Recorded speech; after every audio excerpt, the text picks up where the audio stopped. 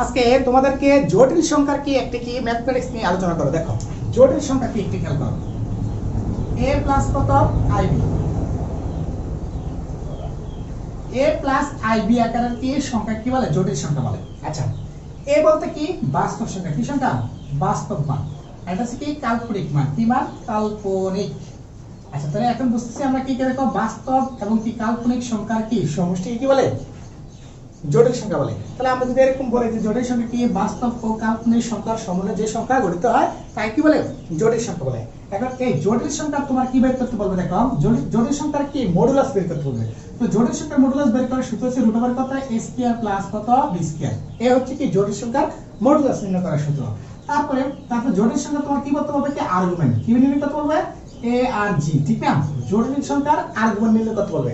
এখন আর্গুমেন্ট নির্ণয় করার সূত্র হচ্ছে tan ইনভার্স কত হ্যাঁ b বাই কত a। এটা হচ্ছে জটিল সংখ্যার কি আর্গুমেন্ট নির্ণয় করার সূত্র। এখন আমরা যদি একটা কি ম্যাথমেটিক্স দেখি, যেমন দেখো z ইকুয়াল কত 3 প্লাস এর কত 2i, ঠিক না? এই হচ্ছে একটা জটিল সংখ্যা, ঠিক? এখন এই জটিল সংখ্যার কি বলছে তোমার কি মডুলাস বের করতে এবং কি আর্গুমেন্ট বের করতে। তাহলে এখন যদি মডুলাস যদি আমরা বের করি, মডুলাস হচ্ছে কি কত 3 স্কয়ার প্লাস কত 2 স্কয়ার, ঠিক না? এখন 3 স্কয়ার প্লাস 2 স্কয়ার মানে কত 9 প্লাস কত 4 কত কত 13। এটাই হচ্ছে আমার কি জটিল সংখ্যার কি মডুলাস। এখন আর্গুমেন্ট যদি হিসাব করতে বলে তাহলে আর্গুমেন্ট কি a আর g ইকুয়াল কত tan ইনভার্স কত হ্যাঁ আমার কি b বাই কত a b বলতে কি আমার কি 2, তাহলে 2 বাই কত এখন 2/3 কি এটা হচ্ছে আমার কি জটিল সংখ্যার কি আর্গুমেন্ট। আশা করি ক্লাসটা বুঝতে পারছি। আল্লাহ হাফেজ।